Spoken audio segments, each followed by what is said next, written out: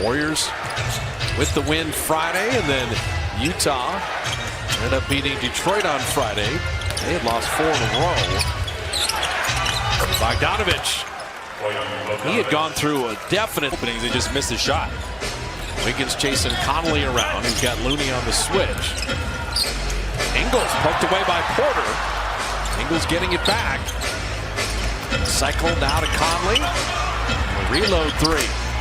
Now, Mike Conley at 42%. This is the best he's ever. He was in a tough position there because Otto Porter went for the steal and didn't get it. 2 offensive players, 1 defender to guard him. Steph inside, nowhere to go with it. Shot clock at 10.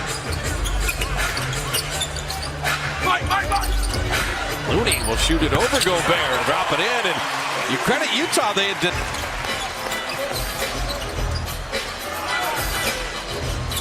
Jordan Poole with Gobert there, finished over him. How about that? Poole was there. Conley again and another 3. Mike Conley at 34 years of age, his 15th year. Warriors out of active players. You're talking Carmelo and Chris Paul, and then Mike Conley. Wiggins for the baseline. A couple shooters rolls wouldn't hurt anybody. Seriously. It'd be so important this game.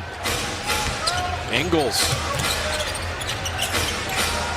trying to hide behind Gobert, and then Ingles bottoming the 3. You know, Joe Ingles is 19th all-time. In his last 2 games starting, he's 3 for 15 from 3-point range.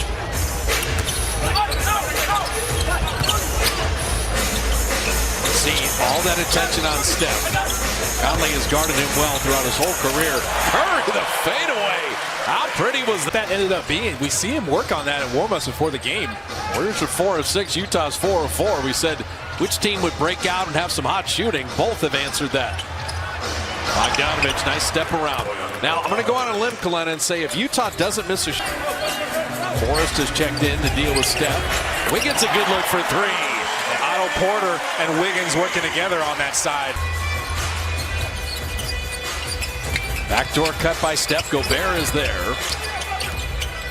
Now Bogdanovich will take a turn.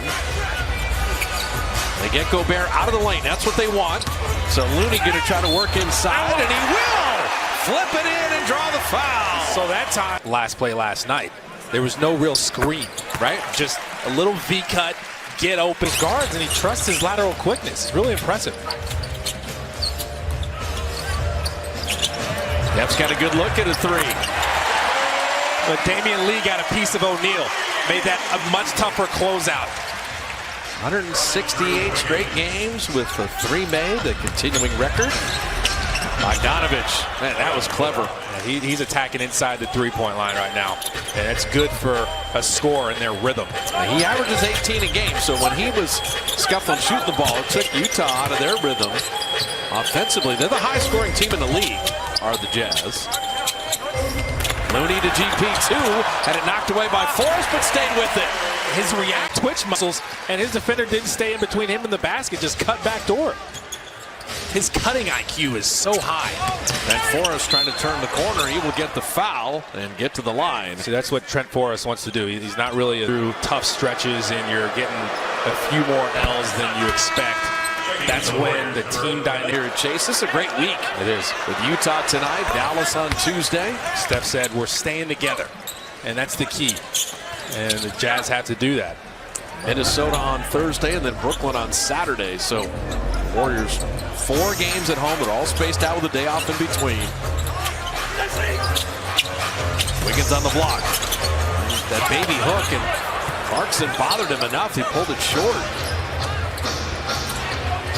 Bogdanovich on Bielitsa. Went right at him, put it in, and drew the foul. So Bojan Bogdanovich. Or transition, he has the quickness. He's going to use it. So he had 25 straight games where he was in double figures, and then he had a clunker against Cleveland. Since then, 29 and 23 in the last 2 games. So you mentioned his threes weren't there, but his adjustment and plan is on display because he's got 9 already. And it just shows you really good shooters can struggle with their shooting for long stretches. Bielitsa, that's a great pass. A better flip shot by Steph. Pascal the excuse me foul, and an opportunity for a 3-point play. Pascal knows what that's about. It's just a clinic when it comes to moving without the ball. And if you're Pascal, you're trying to make sure he doesn't get out off of those screens and get a three. So you get on the wrong side of him, he's able to cut back door and go to the rim. It was interesting, right after Steph made that, Utah gathered in the lane, right?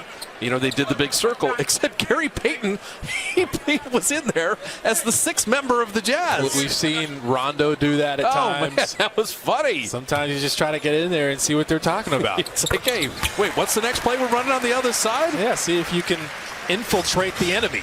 You running next time down? Okay, we're going to shut that down. That was funny. Let's see if it works here.